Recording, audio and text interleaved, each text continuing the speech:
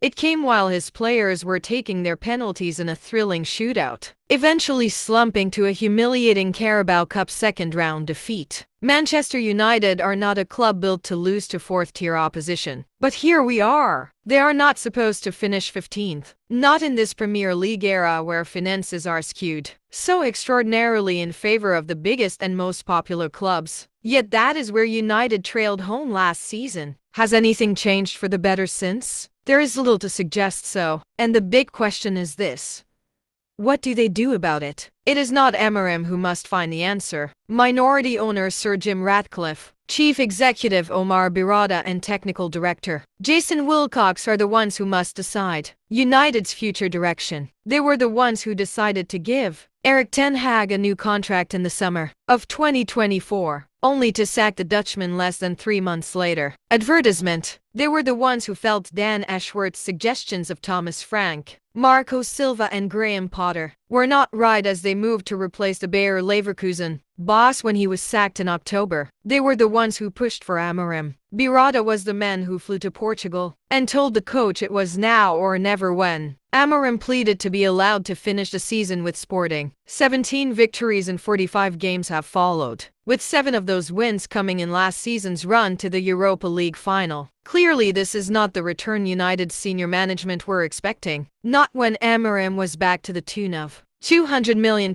for 3 attacking players this summer, despite delivering the lowest league finish since the year they spent in the second tier in 1974-75 after relegation. But Ten Hag oversaw a similar outlay in his final summer at the club, when nearly £200 million was spent on Lenny Yoro, Matthijs de Ligt, Noussair Mazraoui, Manuel Ugarte and Joshua Zirkzee. The club still decided to sack Ten Hag. Amorim spoke about being willing to walk away last season and was talked round. There was a sense of foreboding about his comments. After Wednesday evening's debacle, I felt my players spoke really loud today what they want, he said. No, Amorim added, when asked if he understood what had happened to his team at Blundell Park. But I'm the manager. It should be my job to understand what happened.